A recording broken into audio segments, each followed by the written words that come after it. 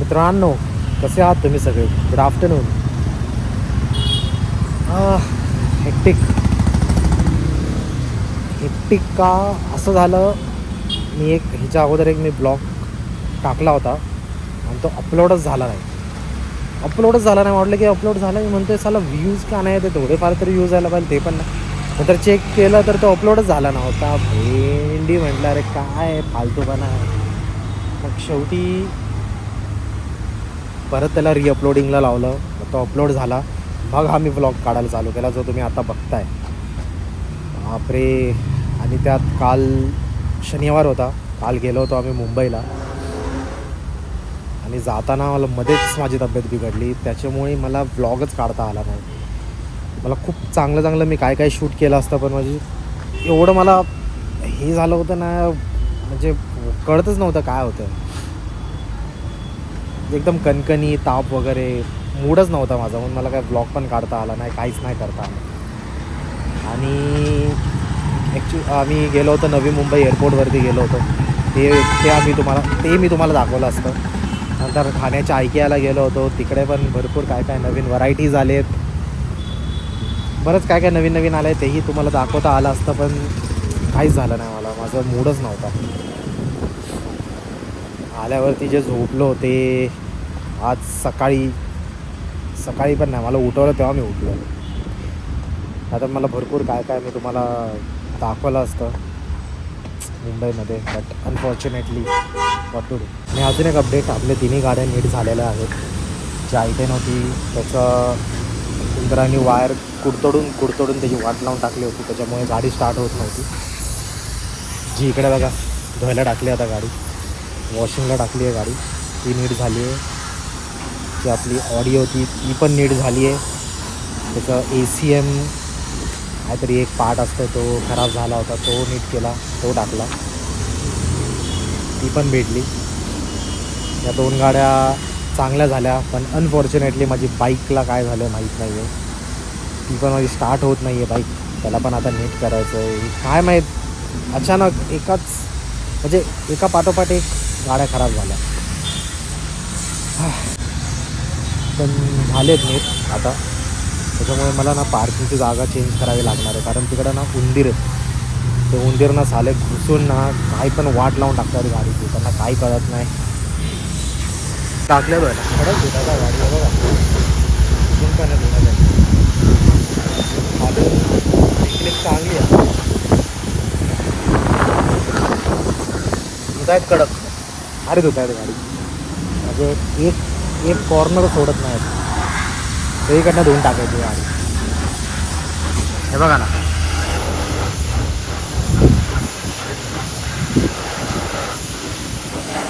आता इकडं बघता का, इथं ट्रॅफिक नाही आहे बरं का. या रोडला आता ट्रॅफिक नाही आहे. आता थोड्याच 5-10 सेकंदात एवढं ट्रॅफिक होतं ना इथे, कारण त्या साईडला सिग्नल आहे एक ना, तिकडे सिग्नल आहे. तिकडे थोडा 2 सेकंड जरी तुम्ही जायचं मिस केलं ना पुढे, मग मागे असं जे ट्रॅफिक लागतं, मग लाईनच लागतं. मी दाखवेन, बोलता इथं ट्रॅफिक आहे, तो बोलता मग इथपर्यंत लाईन येते, दाखवत होतो. मी तुम्हाला म्हटलं तर ट्रॅफिक लागणार, त्या बघा लागलं ट्रॅफिक.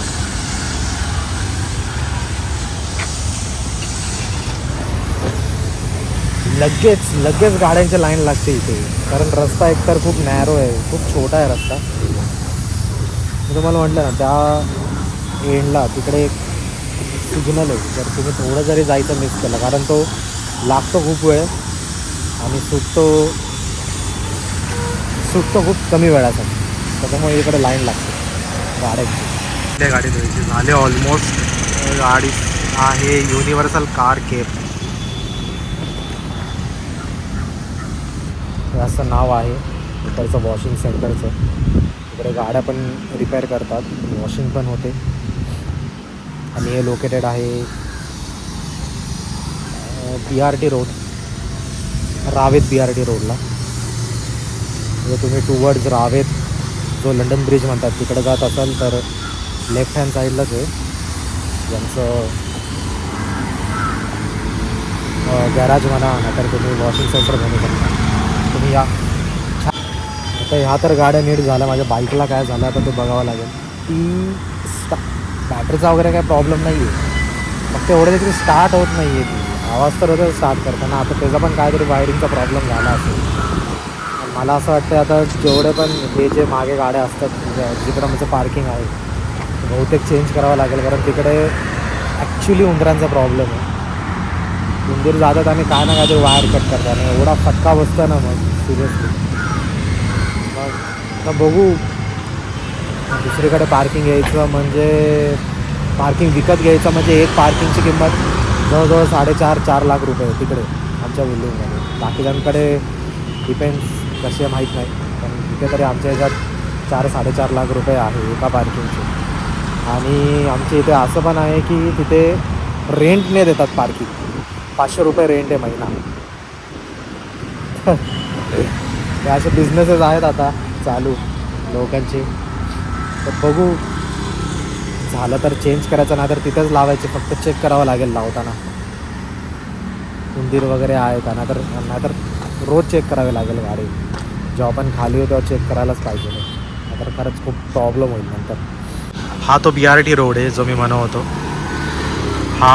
हा टुवर्ड्स रावेत जातो, जो लंडन ब्रिज आहे. तर एकंदरीत अशी स्वच्छ झालेली आहे आपल्या गाडी, एकदम क्रिस्टल क्लिअर. फुल बॉडी वॉश, फोम वॉश एकदम छान केली आहे आणि फक्त 350 रुपयामध्ये इथे. आणि आता मी बघतोय ना, वॉशिंगचे एवढे महाग झालेत आता, एवढं महाग एक्सपेन्सिव्ह झालं ॲक्च्युली. काय ठिकाणी 400, काय ठिकाणी 500 आणि काय ठिकाणी तर 600 रुपये घेत आहेत असं मी ऐकलं आहे. 600-650 रुपये आणि मोर दॅन दॅट अजून पण घेत असतील. पण मी सगळ्यात एक्सपेन्सिव्ह तर 600 रुपयेवाला ऐकलं आहे full body wash. God knows ते कशाने वॉश करतात ती गाडीचे, एवढे 600 रुपये लावले माहिती आहे. जिकडे पाण्याचा जर प्रॉब्लेम असेल, एवढे पैसे असतील तर ठीक आहे, पण नॉट वर्थ इट एवढं तरी. आता तर मला नाही वाटत कुठे असेल प्रॉब्लेम पाण्याचा, कारण पाऊस पण भरपूर पडला आहे, चिक्कार पडला आहे पाऊस, अजूनही पडणार आहे, पडेल. पण तरी पण वॉशिंग सेंटरमध्ये आजकाल खूपच महागलं आहे, ॲक्च्युली महागलं आहे. मुंबई साईडला तर विचारू नका, एवढं एक्सपेन्सिव्ह झालं आहे वॉशिंगचं. ते खूप स्वस्त आहे. मला थोडंसं लांब पडतं आहे, थोडंसं, जास्त पण नाही, एकदम थोडं लांब पडतं, पण मला वरती ते 350 रुपये इज गुड. बट 450 आणि 500 रुपये नो, आय एम सॉरी. वॉशिंगचे तिथं तर ब्लॉगिंग करताना बोललो एवढं बोललो आणि नंतर बघतो तर तो रेकॉर्डच झालं नव्हतं. होतं असं ॲक्च्युली होतं, म्हणजे गडबडीत काय सुचलं तुम्हाला आणि तुम्ही पटकन कॅमेरा चालू करता आणि बोलायला जाता, पण रेकॉर्ड करायचं ते राहून जातं, विसरून जातं माणूस. तसं माझ्याकडनं झालेलं आहे. त्याच्यामुळे मी जेव्हा पण आता रेकॉर्डिंगला करतो तेव्हा 2-3दा चेक करतो खरंच रेकॉर्ड होतं आहे का, मग रेकॉर्ड करायचा. नाही तर अशा प्रकारे आपली गाडी झालेली आहे. धुवून साफ करून हे बघा, एकदम चकाचक केली, एकदम मस्त. खालून इकडून तिकडून मस्त करून दिली. गुड. अरे ओके, सॉरी, बंद पडली होती. अजून एक अपडेट असा आहे की ही जी गाडी आहे i10, ह्याची हेल्थ एक्सपायर झाली आहे या गाडीची, आणि ह्या गाडीचं पण आपण रिन्युअलसाठी टाकलं आहे, हेल्थ रिन्युअलसाठी. आणि सॉरी, हे भिकारचोट लोक असे असतात ना खरंच, असं आय एम सॉरी. तर डोक्यात जाता तरी असली लोक, कारण उगाच हॉर्न वाजवत बसायचं, माहिती आहे पुढे गाडी आहे तरी पण उगाच वाजवत बसायचं हॉर्न, टॅ करत. ओके, एनिवेज, तर मेन अपडेट असं आहे की आपण या गाडीचं रिन्युअलसाठी टाकलं आहे ॲप्लिकेशन गव्हर्नमेंटला. आपण नाही टाकलं, म्हणजे मी नाही टाकलं. तर याची प्रोसिजर अशी आहे, समजा तुम्ही तुमच्या गाडीचं हेल्थ एक्सपायर झाली आणि ती हेल्थ रिन्यूसाठी तुम्ही रिन्युअलसाठी टाकताय, तर प्रोसिजर अशी आहे की तुमचं जवळपास कुठं ड्रायव्हिंग स्कूल आहे तिकडे जावा त्यांच्याकडे, त्यांना सांगा की असं रिन्युअलसाठी टाकायचं आहे, तेच सगळं प्रोसिजर करणार. पण त्याची फीज खूप आहे, म्हणजे पैसे त्यासाठी खूप आहेत. आता मला जवळजवळ 21,000 21,000 रुपये खर्च आला सगळा ओव्हरऑल. कसा तर बरेच वेगवेगळे डॉक्युमेंट्स, म्हणजे त्याचा टॅक्स वेगळा असतो, त्याचे भरपूर सारे पैसे असतात. जवळजवळ 6,000 रुपयेच टॅक्सला जातात. आणि माझी ही गाडीची हेल्थ एक्सपायर होऊन 3 महिने झाले होते, तर त्या 3 महिन्याचीही पेनल्टी घेणार ती. ओके, म्हणजे जसं तुम्ही डिले कराल तसे ते पेनल्टी लागत जाते महिन्याची. आणि 1 महिन्याची पेनल्टी आहे जवळजवळ 1,500 रुपये. हां, 1 ते 1,500 रुपयाची पेनल्टी आहे, तर ती तुम्हाला भरावी लागेल जर तुम्ही लेट केलं तर. सो जर तुमची गाडी एक्सपायरच्या डेटला असेल तर प्लीज ते रिन्युअल करून घ्या, आणि नाहीतर त्या प्रोसिजरला लागा, म्हणजे तुम्हाला पेनल्टी बसणार नाही. कारण मला पेनल्टी वगैरे बसून ऑलमोस्ट 21,000 खर्च आला आहे. तर आपलं काम झालं आहे, पण चाललो आहे घरी. असं तर काम कधी होत नाही. परत दुसरं पण एक काम आहे. तर ऑलमोस्ट सगळं हे जे मेन कामं होती ती तर झाली आहे. गाडी नीट झाली, रिन्युअलसाठी टाकलं, हेल्थ रिन्युअलसाठी गाडीचं वॉशिंग करून झाली, PUC एक्सपायर झाली होती तीही काढली. सो हे जे मेन जे कामं आहेत ती झालेली आहेत. हां, मी चेक करत होतो रेकॉर्ड होतं आहे की नाही. तर तुम्ही पण प्लीज चेक करत जावा तुमचं PUC, तुमचं insurance on a daily basis नाही, पण असं कधी आठवलं तर प्लीज चेक करत जावं. कारण कधी कधी आपण विसरून जातो, आणि मामू लोकांनी जर पकडलं तर तुम्हाला माहिती आहे ते काय ऐकत नाही कोणाचं. ते म्हणजे त्यांचं ते खरं करून राहणार. कारण जसं मी तुम्हाला म्हटलं होतं, माझं हे या गाडीचं हेल्थ एक्सपायर झालं होतं, आणि मला कोरेगाव पार्कमध्ये पकडलं होतं एका मामूने. तर खूप मी समजवलं, कारण एक्सपायर होऊन त्या माणसाला मी खूप समजवलं होतं, त्या पोलीसवाल्याला, की अहो मला माहीतच नव्हतं. कारण हे येतच नाही ना आपल्या डोक्यात, काय राहतच नाही. एक तर PUC आणि इन्शुरन्सचा डोक्यात राहत नाही, तर रिन्युअलचं म्हणजे हे हेल्थ, जी गाडीची हेल्थ असते ते एक्सपायर झालं ते डोक्यात येत नाही माणसाच्या, साहजिक येते. आणि ते हेल्थ एक्सपायर होऊन 1च दिवस झालं होतं, दुसऱ्या दिवशी मला पकडलं. आणि पकडल्यावरती घेतली साईडला, सगळं झालं. त्यांना सांगतोय अहो करतो करतो करतो, पण ते तुम्हाला माहिती आहे पोलीसवाले कसे असतात, ते तर मानायला तयारच नाहीत. शेवटी त्याने माझ्याकडनं 2,500 रुपये घेतले. यस, मला द्यावे लागले, कारण तो सोडतच नव्हता. मी त्याला सांगत होतो की मी करेन, मी करतो, वाटलंच जेव्हा मी उद्या परत येईन ऑफिसला, माझं ऑफिस मगरपट्टामध्ये, मी जेव्हा येईन ऑफिसमध्ये, म्हणजे जेव्हा ऑफिसमध्ये नाही पण मी जेव्हा या एरियामध्ये येईन, मी तुम्हाला दाखवेल पावती की आहे. पण नाही, ऐकायला तयार नाही.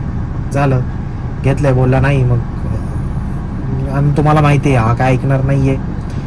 पोलीसवाले तर ऐकत नाहीत, ते घेऊनच राहणार पैसे. दिले मग पोलीसवाले. म्हणजे हे बघा, सगळे पोलीसवाले नाही म्हणत आहे मी, पण समजा 10 पोलीसवाले आहेत, 10 मधले 4 पोलीसवाले अजिबात ऐकत नाहीत. आपल्याला त्यांना प्रसाद द्यावाच लागतो. पैशांचा प्रसाद म्हणतोय मी, तो प्रसाद द्यावाच लागतो त्यांना. मग मला तर बॅक टू द पॉईंट, मला त्यांना त्या पोलीसवाल्याला पैसे द्यावेच लागले. तर त्याने 2,500 रुपये घेतले माझ्याकडनं, आणि मग तो शांत बसला. मग त्याने त्याचं ज्ञान दिले मग मला, की असं रिन्यू करायचं, तसं रिन्यू करायचं, एवढे पैसे लागतील. त्याने मला रिन्यूसाठी सांगितले होते 8,000 रुपये, जे की चुकीचं आहे. त्याला काहीच माहीत नाही आहे, काहीच माहीत नव्हतं त्याला. कारण जर मी विदाऊट पेनल्टी जर भरले असते तर मला 15 ते 16,000 रुपये मला द्यावे लागले असते, इन्क्लुडिंग टॅक्स अँड ऑल, जे पण काय असतं करतात, जे काय प्रोसिजर असते त्याच्यामध्ये. पण 8,000 रुपये वगैरे नाही लागत, ॲक्च्युअल 16,000 रुपये लागतात. आणि रिन्यू होतं 5 वर्षासाठी, फक्त 5 वर्षासाठी तुमची गाडी रिन्यू होते. तर हे एक मेन अपडेट आहे. मी माझा व्लॉगचं एंडिंग करणं विसरलो. सो आपण आपला व्लॉग इथंच थांबू, आणि आपण भेटूया पुढच्या व्लॉगमध्ये with some new content, with some new things. So till then, take care, bye bye.